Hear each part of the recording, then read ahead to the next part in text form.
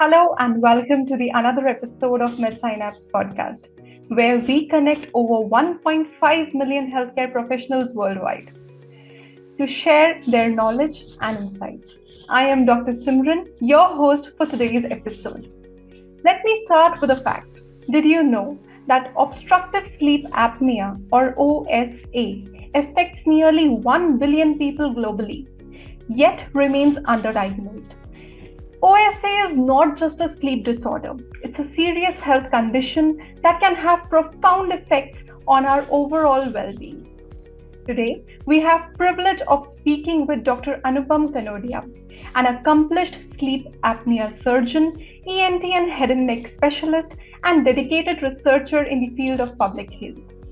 Dr. Kanodia is the founder of HealthCast, co-founder of MIRA, and has an extensive background in healthcare management, having studied at All India Institute of Medical Sciences and Indian School of Business. Dr. Kanodia, thank you so much for joining us today. Thank you for inviting me, Dr. Simran. Glad to be a part of your show. Thank you so much. So let's dive in.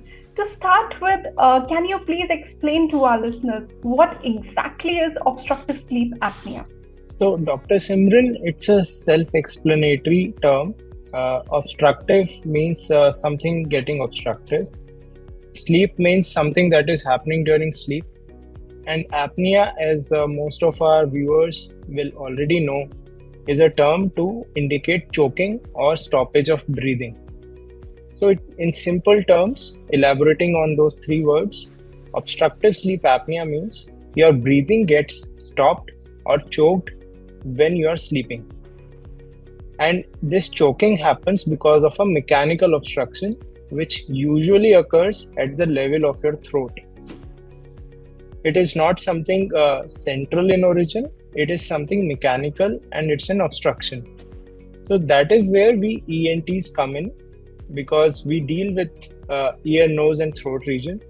So any obstruction that is happening at the level of throat comes into our domain. Many other specialties are part of our treatment and our team, and they do play a role. But when a patient comes in, we evaluate the patient thoroughly, both in terms of anatomical and physiological aspects. Now, what exactly happens here? I'll give you a brief overview on what this disease exactly is. So, suppose a patient sleeps at night. A typical patient will be an elderly or a middle-aged male, slightly obese, or maybe we can say overweight or obese patient. So, this patient will snore his heart out during sleep. Now, this patient is unaware that he's snoring, but the relatives, the family members will know. Now, the problem is many of these patients they go undiagnosed, because the snoring part of sleep is considered normal in many of our households. Like in India, it's considered very normal. Abroad also, I've been there, and people don't take it very seriously.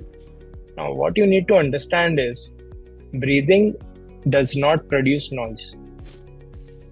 When you're breathing, you're not supposed to create any noise or any sound. A silent breathing is a good breathing. Now, this patient or this person who is sleeping and snoring, he's producing so much of sound. So, something is obstructing his breathing part when he's sleeping. Now, you might ask, why this obstruction is not manifested during daytime? So the problem is our muscles get relaxed, our muscles get lax during sleep. And when we are lying down, our muscles get relaxed, then our tongue basically starts to fall back into our throat. So that is where our respiratory passage gets obstructed. We produce this sound of snoring, which in our circles, we say that it's a cry for help. It's basically a cry for help from the patient, that he's unable to get enough oxygen into his bloodstream. So this is what obstructive sleep apnea is, and we evaluate the patient, we find out why obstruction is happening, whether it's weight part of pathophysiology, or whether there's any mechanical obstruction, what is the issue, and we treat the patient accordingly. So basically, like the first sign and symptom is snoring, Yeah. as you mentioned. But since it's normal in most of the households, as you mentioned, so is there some kind of certain snore that you can, that we can emphasize on when the patient is snoring? So what kind of snoring it should be? Like somebody snores very silently, some snore very loudly. So yeah. So, first of all, let me make a statement at your channel by saying that any sort of snoring, any mildest form of snoring is not normal. Now, whether to take it aggressively, treat it seriously, depends on the kind of symptoms it is producing. Time and again, research has shown that children and women, they are often very mild snorers, but they do have substantial obstruction in their respiratory passage, which often gets unnoticed. And you, being a medic yourself, might have come across these patients who come with unexplained pains, unexplained jaw pains, like in your dental practice you might have encountered. You might have encountered children who are bruxers, who grind their teeth, clench their teeth at night. These children often have behavioral issues. These children often are unexplained, you can say hyperactive children, and there's no particular explanation to it. They might have issues like enuresis, where they pee in their bed at night. So there's a manifestation of a variety of symptoms which our patients face. So snoring is something which is to be taken seriously. For once, you have to get into touch with a medical professional before labeling it as a, you can say, a non-serious form of snoring. Now, males on the other hand, are particularly severe snorers. So, mild form of snoring in males is more likely to be a non-serious form of snoring as compared to females and children. And now, when we come to males, the more common symptoms that we see in males is loud form of snoring. Apart from that, there's a lot of brain fogging, daytime sleepiness, tiredness, weakness that these males complain about. If you go through the accident records, the road traffic accident records of last year from our road ministry, then you will find that many of the accidents can be attributed to lack of sleep. That the driver slept off on the wheel. So these kind of symptoms, they often go unnoticed, but when you probe properly, then you find out that these patients are suffering from snoring and improper form of sleep. Now, when the patient is not breathing properly, is not getting enough oxygen, then he is likely to get to be woken up from his brain. Now, this form of arousal is called a micro-arousal, which the person himself doesn't remember. He will go like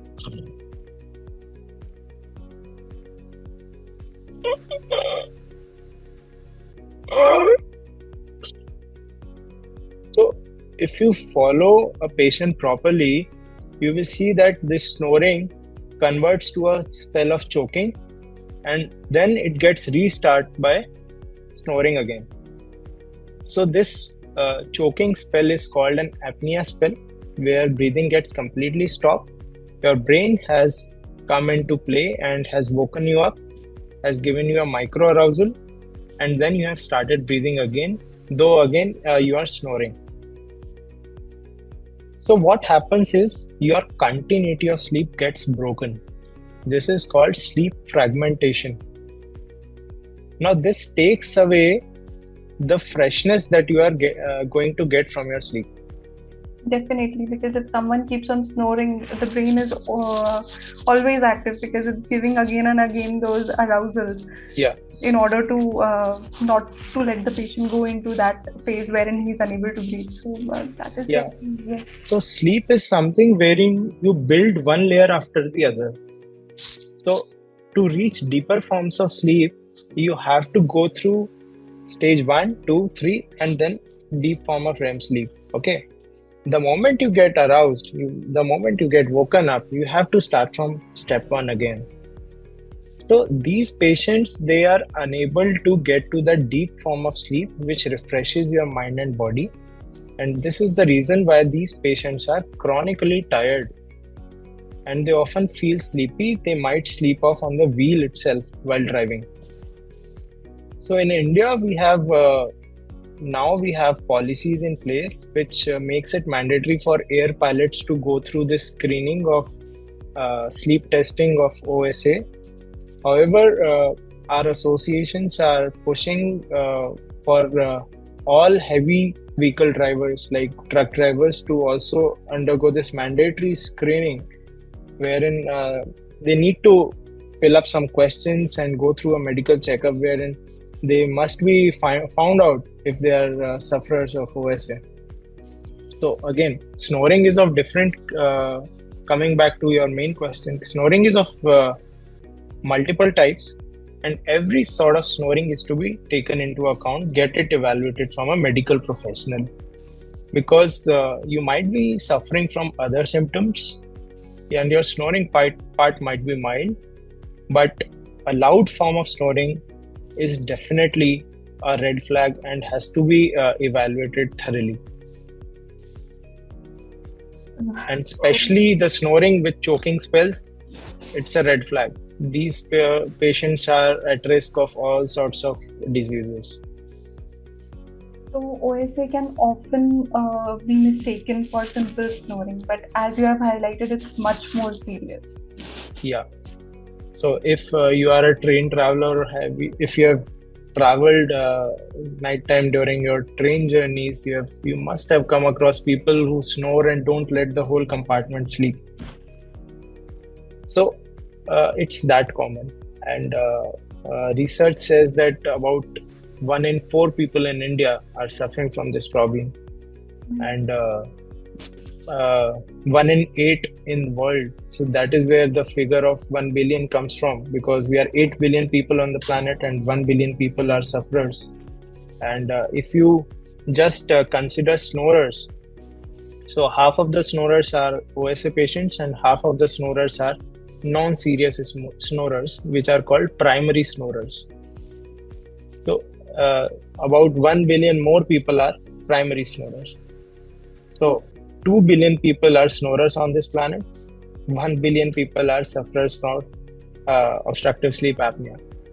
So every form of snoring has to be evaluated, whether mild or serious, or mild or severe. So moving ahead with this, how does obstructive sleep apnea impact our health beyond just sleep disturbances? So I've already mentioned the kind of brain fogging and tiredness it brings along. So apart from the neurological problems, there are also some cardiac problems that come into play. Now, our body consists of two autonomic nervous systems, sympathetic and parasympathetic nervous systems, which we all know as medical professionals. So sleep is essentially a parasympathetic activity. During deeper phases of sleep, our parasympathetic systems, they get activated and our body goes into deeper states of relaxation. Now, what happens if you are deprived of these deeper stages of sleep? Your body is continuously in a hypersympathetic mode. Your sympathetic system takes over and your body is into a state of emergency situation. Like sympathetic system, you must be knowing, gets activated when we are in an emergency or we are panicking, we are, fight and fright response. So what if you're 24 hours, you are in a state of fight and fright? your blood pressures will go up, your cardiac health will deteriorate, your blood sugars are likely to go up, you are likely to deposit cholesterol, you are likely to retain more of body fat. People don't understand, but weight loss is so important, and sleep is such a crucial part of weight loss journey. If your body is not getting enough deep sleep, your body will not let go of the fat that you have accumulated. Body retains fat when you are chronically stressed. Body increases your blood sugar, your blood pressure when you are chronically stressed. So these patients kind of suffer from metabolic syndrome, which is comprised of increased cholesterol, increased blood sugar, and increased blood pressure, apart from obesity. So this is a classical case of obstructive sleep apnea. There are many other manifestations that do happen, but neurological system and cardiac system are the two main systems that get affected from your sleep apnea problems. That really underscores the need for early diagnosis. And speaking of which, how do we typically diagnose obstructive sleep apnea? What tools and methods are most effective? So, like any medical disease, we start off with history and examination. There are some questionnaires designed to basically pick up these sort of patients. These questionnaires are called STOP Bang, STOP, STOP, BANG, Bang, STOP Bang questionnaire, which again evaluates the patient in terms of history and some physical parameters like thickness of neck, gender, and age. Apart from this STOP Bang, there are other questionnaires like Berlin questionnaire. There are other questionnaires like ESS, Epworth Sleepiness Scale, which categorizes the patient into heavy chance of or more chances of sleeping during the day or mild chances of sleeping during the day. So this gives us a quantum of the problem, like how much patient is suffering because of this disease. So apart from these screening questionnaires and history taking tools, on physical examination we do see nasal passage obstruction, any obstruction in throat, or any obstruction in the form of parapharyngeal fat near the jawline. Then coming to the diagnosis part, sleep study or polysomnography is something that we resort to. So this is one test, diagnostic test, that is done during the night when the patient is sleeping, and this records the number of apnea events, or how many times the person stopped breathing or had a cessation of breathing or had a decreased airflow through the nose, so which is another term called hypopnea. So apnea and hypopnea is calculated during your sleep studies, and any number more than 5 per hour, like if you are having more than 5 events per hour of apnea and hypopnea combined, you are diagnosed with this condition called obstructive sleep apnea. Now in children, any event is significant. Even 1 event per hour is categorized as obstructive sleep apnea. So we are very aggressive in treating children. However, for adults, we do have some leeway, and up to 5 events per hour are not categorized as obstructive sleep apnea. It's clear that diagnosing obstructive sleep apnea requires careful evaluation. Yeah. But what about the treatment? What are some of the challenges you face in treating obstructive sleep apnea, especially in diverse patient populations? So I've been trained at Hyderabad under Dr. Srinivas Kishore, and previously I've been trained in AIIMS New Delhi, and all my teachers were excellent. And I've been taught that OSA treatment is a journey, and it's not a one-stop solution. It's not a one-stop treatment. It's a journey, and you will require multiple treatments throughout this journey. OSA is something that stays with you for life, except in pediatric cases, in children, where OSA, if taken care of at an early stage, can potentially prevent a further increase in this situation. Now, in adults, it is something like a diabetes or hypertension. It stays with you for life. You have to control it, you have to manage it. So now there are multiple facets of managing obstructive sleep apnea. There are non-surgical options and there are surgical options. So non-surgical options include weight loss, most important. If you are overweight and have parapharyngeal fat, you have to let go of this fat. That is why jaw lines are so important in glamour industry, because this shows that you are not suffering from any underlying problems. Wow, I was not aware of that. So the significance of jawline is actually linked to this.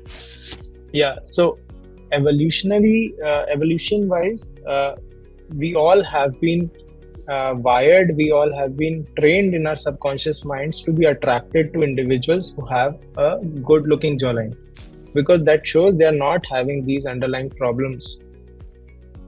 Wow. So that is why all the film stars, all the people into celeb industry, they are very particular about maintaining their jawlines.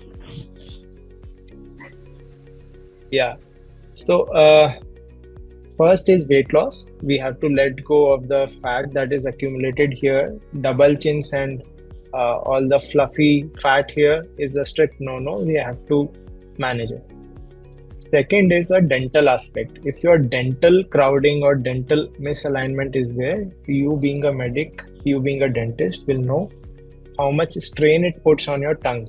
So any type 2 malocclusion or a narrowed maxilla or a narrowed mandible will lead to an increased incidence of tongue fall into your throat. Class C and class 2 malocclusions, I guess, would be the perfect cases if I speak about obstructive. Yes. So we do check whether there is any dental malocclusion. We do check the skeletal profiles of our patients. So such patients require oral appliances, mandibular advancement devices, and maybe a dental evaluation for dental alignment. So coming to the third option of non-surgical management is something called PAP therapy, which is positive airway pressure. Now, this is the most popular form of OSA treatment. There are multiple devices like CPAP, BPAP, and APAP. CPAP is the most popular, which is continuous positive airway pressure. Now, this simply means it's like a hair dryer stuck to your nose and mouth through the night, and it keeps your respiratory passage blown open. It's a pneumatic splint. So it's like you are continuously blowing into a balloon to keep it open so that it doesn't collapse on itself at night. So this is CPAP. Then BPAP and APAP are further modifications of this same machine. Other options are like less popular form of non-surgical treatments. They are myofunctional therapy. Myofunctional therapy is simply a form of tongue exercises, jaw exercises, which keep the tongue and jaw in a protruded manner at night, so that it doesn't fall back into your throat. And these are exercises which anybody can do. You need to have a good myofunctional therapist and a dentist who guides you through this. So next we come to surgical options. So surgical options simply means removing any obstructions that are there inside. So there are two types of obstructions that we classify. One is static obstruction and one is a dynamic obstruction. Static obstruction is simply like an enlarged adenoid or an enlarged tonsil in your throat, which is very commonly seen in pediatric OSA patients. Now, this static obstruction will choke you at night because during daytime you are compensating by using your accessory respiratory muscles. That at night time, when they all go to rest, they all relax, your muscles relax, then you're likely to snore, you're likely to choke on yourself. So these form of static obstructions, they need removal via a surgery, and this is the most common form of surgical intervention done. The other part of surgical management is tackling dynamic obstructions. Dynamic obstruction means something like your soft palate. If it is floppy, it will fall back on itself on your posterior pharyngeal wall at night due to the laxity of it. So there are procedures which tighten it up, which suture the soft palate laterally to your pterygomandibular raphe and other firm skeletal supports to keep it suspended and keep your airway open. Now, there are some recent surgical options that are coming into play, which are hypoglossal nerve implants. So, hypoglossal nerve implants are nothing but a form of electrical stimulation of your tongue muscles, especially the muscle which protrudes your tongue. This muscle, which is genioglossus muscle. So these implants, they stimulate your genioglossus muscle whenever you are choking on yourself. So this opens up your respiratory passage by pulling the tongue forward. So I will not go into the details of hypoglossal nerve implants for the sake of this podcast, but these are some interesting treatment options, both non-surgical and surgical. And yes, amongst adults, PAP therapy is the most common and most popular treatment. And amongst children, surgical option, especially removal of adenoids and tonsils, is the most common and popular treatment. That's a huge lot of treatment depending on patient to patient and its situation and diagnosis. So moving ahead with this, can you please tell us about some of the recent advances, as you've already mentioned about the nerve implants, that is. Yeah. Yes. So what all other recent advances we can have in this obstructive sleep apnea treatment, and are they really making a difference in patient outcomes? Yeah, so that's a really interesting question, Dr. Simran. And till now, OSA treatment has been seen in silos. Means ENTs have treated OSA as per their expertise, pulmonary specialists have treated OSA as per their expertise, and dentists have treated OSA as per their expertise. So we have all lived in our silos. We have all failed to effectively communicate with each other, but now we are entering an era of customization. So we are, through multidisciplinary events and multidisciplinary approach, begun to effectively carve out specified tailor-made treatments for every patient. Just because I know surgery for a particular patient doesn't mean that surgical option is the perfect option for that particular patient. He might as well be better treated by Dr. Simran. So in that case, I'll refer that patient to you. So we are entering this era of customization and cross-speciality collaboration now. And a lot of AI work is coming into play. A lot of AI is coming in, and with the help of diagnostic sleep studies, physical attributes, and some blood parameters, we are slowly entering a stage where we can exactly predict on what treatment modality will have how much percentage of a success in a particular patient. This kind of research is still in its early days, and I'm sure within the next decade, when we reach a stage of OSA, at that time it will be much more tailor-made treatment for us.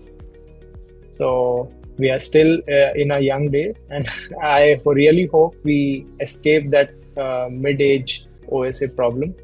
But God forbid that happens. But in case that happens, we'll be more we are more likely to be treated on our specific requirements rather than the doctor in question knowing what to do. So customization is the future in our field. Definitely, because when even now we speak about AI or any other format or that we are going to incorporate into the diagnosis part specifically, so many other fields actually come into role and they play their part, and then definitely the patient outcomes becomes better. And there wherein the new approach of holistic approach is coming up, and everyone Yes. is actually into this now. So, thank you, Dr. Kanodia. This was all about today's episode, and I really actually should say this, that it was completely a new drive for me, because I was not aware of all these aspects that obstructive sleep apnea can even cause to the patients. And being a dental professional, how important it is for us even to understand this, that class 3 and class 2 malocclusions can even cause this, because falling back of tongue is because of class 2 and class 3 malocclusion is again a thing that we need to even we can refer the patients to an ENT, because we come to know about this at a very early stage whenever the patient comes to us and is sitting on a dental chair. So we actually can diagnose it at a very early stage, and we can tell the patient that yes, you need a treatment. So Yes, so during our training days, we were always taught to collaborate with dentists and pediatricians, because they are the first point of contact for the patient, and they are the ones who can actually pick up that the child is not breathing properly, and then they can refer them for proper management.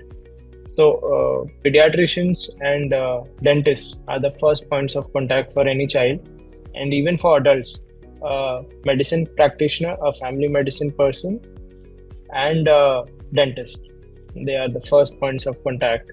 So it's really important that we all come together, we all know about each other's work, and that is where these sort of podcasts really help us. So thank you for giving me this chance to interact with you and your audience. thank you so much, Dr. Kanodia, for sharing such valuable insights with us today. It's been enlightening to hear about the complexities of obstructive sleep apnea and advancements in its treatment. To our listeners, obstructive sleep apnea is a condition that demands our attention. And as a healthcare professional, it's crucial that we stay informed about the latest developments. Before we wrap up, I would like to invite all our listeners to share their experiences and insights on obstructive sleep apnea on MedSynapse. Your contribution will help us all to learn and grow together as a community. Dr. Kanodia, before we just end this session, I would want you to speak a few words about MedSynapse, how your experience has been, and do you really feel that it's benefiting the medical community out there? So I already told you, like, these sort of podcasts are the need of the hour, and I'm really glad that you guys have taken it up upon yourselves to spread legit information amongst medical community. And I'm really glad to be a part of your show, and I really congratulate you and your team on taking up this initiative.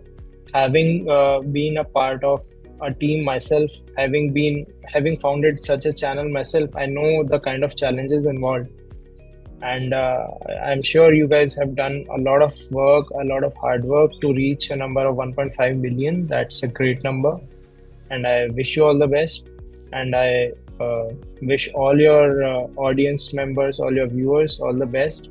And in case you have any queries, you can always join us on MedSynapse or LinkedIn. We are always there. Thank you so much, Dr. Kanodia, and we are looking forward to such more interesting podcasts with you.